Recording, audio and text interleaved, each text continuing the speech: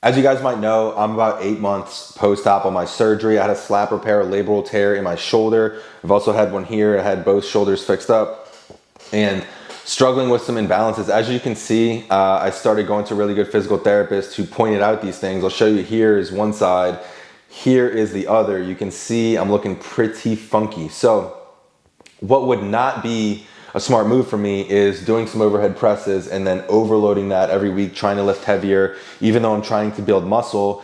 Doing that every week and eating more food, whatever, that just wouldn't be smart for me. I'm gonna just create more imbalances before addressing the ones that I already have, and that's not gonna result in the outcome that I want. A lot of you do this with your bulking phases, your building phases, and your training. You think that just because you're following a workout plan for 6 months to a year and eating more food, you're lifting heavier and the scale is going up, the number on the scale is going up because you're eating more food. You think that magically means you're gaining muscle, but it doesn't. You need to address your execution in the gym. So I'll give you an example here. Here's a client I have who has very beginner level execution.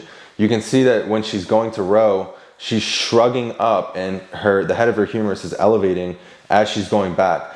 This is something that she didn't even notice that she was doing, that I pointed out to her. Again, another good reason for a second eye. But you know, if you don't have a coach, what you need to do is find someone you want to look like. What are they doing with these movements? How do they look when they perform these movements? Is this someone that has the density and the shape that you want? And if they do, analyze it, study it. How do they perform their RDLs? How does it look when you perform it? Where is the difference? What can you fix with that? What can you get better at? This is what really matters. At the end of the day, you going to the gym means absolutely nothing, but you challenging the muscle groups you need to challenge in a way that's effective, that means everything. And my example with my shoulders, you know, I guess it kind of gets the point across. Same thing with my hip. I'm 7 weeks post-op on a hip labral repair. It would be very not smart of me to start doing squats. I need to wait until things are in line, then I can do that and overload it. Now, the same goes for, you know, I was talking about building muscle, going through a bulk and what have you.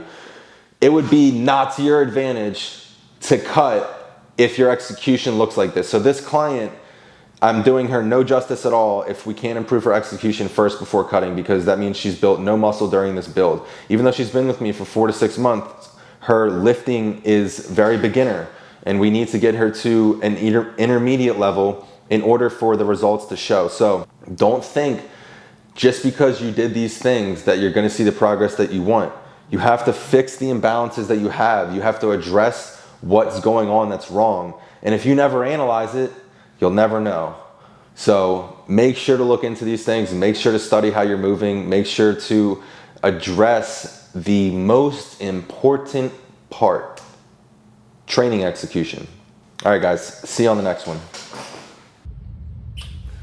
All right, I just want to add one more thing to that, and it's simply to just take some weight off the bar. So for me, I talked about my injuries in my rehab a lot. As you guys can imagine, after having surgery, I'm doing the lightest, most rinky-dink things. Like, I'm used to squatting like 3 plates on each side on a hack squat, and I can barely hold a wall sit right now. Take it slow. Where are you at? Where is your execution level? My execution level is nowhere near fucking 3 plates per side on a hack squat, okay?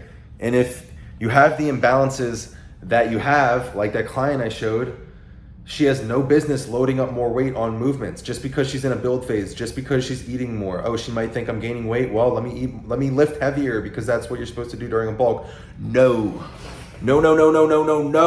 Okay? Take some weight off the bar until your form looks like someone who's very high level, then go from there. Same thing what I'm doing now. I'm starting from scratch. I'm starting where all the beginners start all over again.